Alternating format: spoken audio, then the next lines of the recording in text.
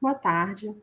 Eu sou a professora Daniela Teodoro Canício, sou professora da qualificação profissional do eixo de gastronomia e hospitalidade, sou especialista em história contemporânea pela Universidade Cândido Mendes e escrevi esse trabalho em conjunto com a professora doutora Ruth Ramos da Silva Costa. Ela é professora adjunta da UFRJ, Universidade Federal do Rio de Janeiro, do Centro Multidisciplinar de Macaé, e professora permanente do Programa de Pós-Graduação em Educação em Ciências e Saúde, Instituto NUTES. O trabalho é intitulado Cultura Alimentar na Escola, o uso de plantas alimentícias não convencionais, PANCs, nas aulas da qualificação profissional da FAETEC Bangu.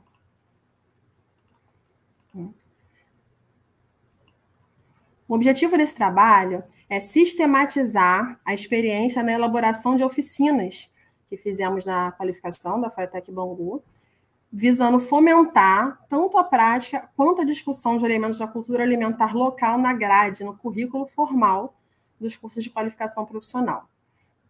Nesse slide, eu trago um mosaico, né, com as mulheres do grupo de pesquisa, na qual eu faço parte, o Culinafro, e na qual a professora doutora Ruth Costa é líder, né? É um grupo de pesquisa e extensão pelo CNPq. O Culinafro, ele é um grupo que traz uma reflexão sobre a culinária afro-brasileira como promotora de alimentação saudável, né? Então, esse é o lugar de onde nós partimos, né? Um lugar de coletividade, onde o que construímos é conjuntamente, é coletivamente. Aqui eu trago um pouquinho, né, de onde foi feito esse trabalho, as oficinas que a gente vai tratar aqui.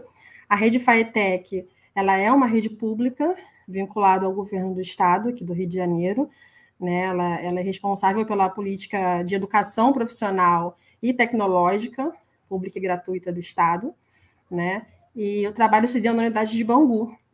Na rede FAETEC, a unidade de Bangu, ela é um polo voltado para cursos de gastronomia, hospitalidade, idiomas e informática, né? Dentro da qualificação profissional. E aí, basicamente, o curso de confeitaria, né, na qual eu lecionei, ele é um curso que dura 20 semanas, né, são 6 meses, que a gente fica com os alunos, na modalidade presencial, que tem algumas fotos tanto da sala de aula quanto do laboratório de gastronomia. São 80 horas teóricas, 240 aulas práticas, e o público é basicamente moradores do entorno, né, porque é mediante sorteio, o ingresso, e militares temporários do Exército Brasileiro, que existe uma parceria com a instituição, né? Então, esse é o público que a instituição atende hoje.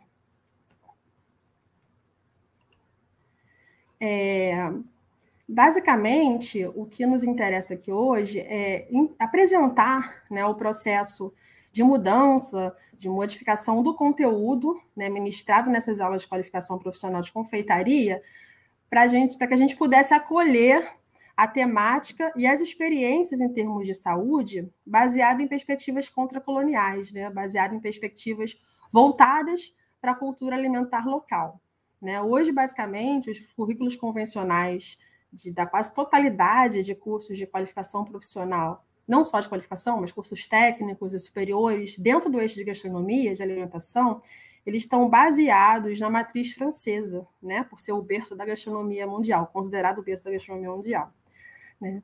E dentro, né, da temática de confeitaria saudável, do curso de qualificação profissional em confeitaria, a gente tem um desafio muito grande, né, por conta, sobretudo, dos valores, né, insumos assim, bem com um valor alto e que inviabilizava, inclusive, o acesso dos alunos a esses insumos, né, e até da própria instituição. Então, era um desafio esses insumos de alto valor aquisitivo, né, sobretudo nas escolas públicas, né, as privadas também, muitas vezes tem alguma dificuldade, né, e não são insumos que são comuns à cultura alimentar brasileira, né, dado esse protagonismo da matriz francesa, né. E para aproximar um pouco desse tema da cultura alimentar, eu participei ativamente da construção e organização na primeira semana de gastronomia e hospitalidade da FAETEC Bangu. Então, basicamente, a gente organizou uma semana de palestras e rodas de conversa, e aí eu trouxe aqui 2 palestras especificamente sobre esse tema, né?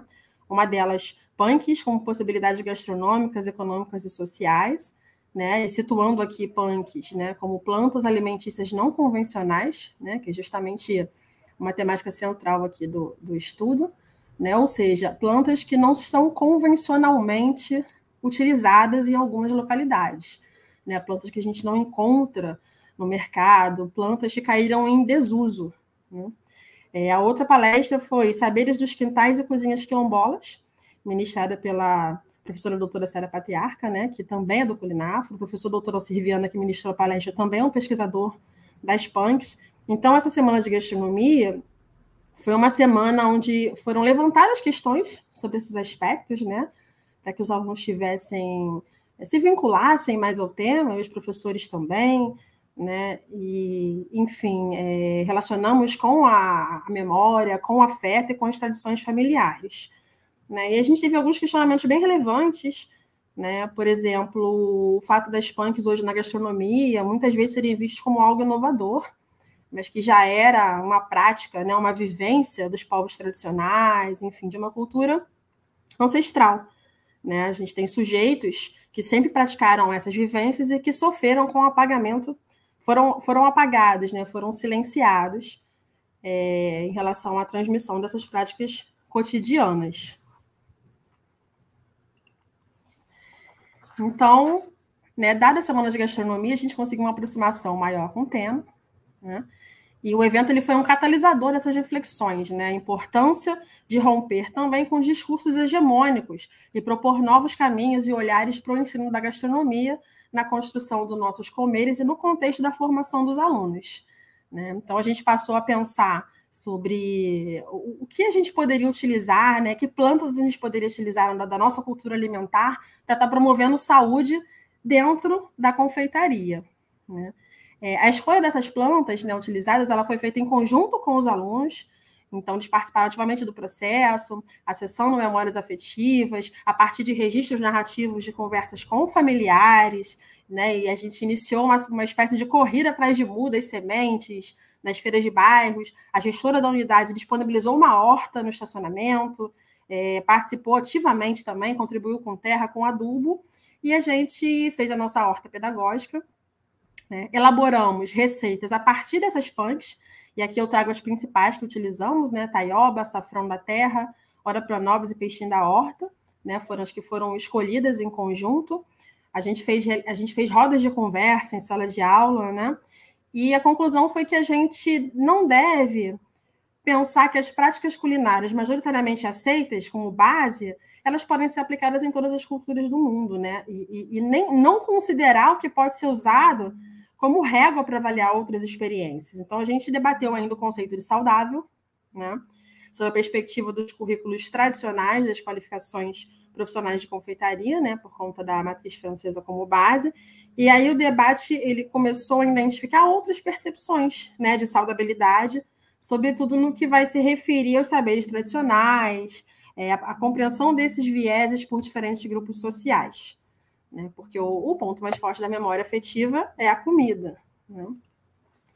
E aqui eu trouxe algumas preparações que a gente fez em sala de aula com essas punks.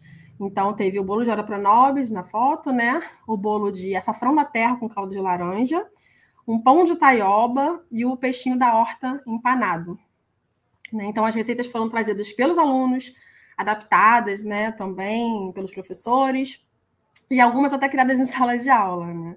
Então, a gente preparou no laboratório de gastronomia, né, com as punks, algumas delas escolhidas na horta pedagógica da escola.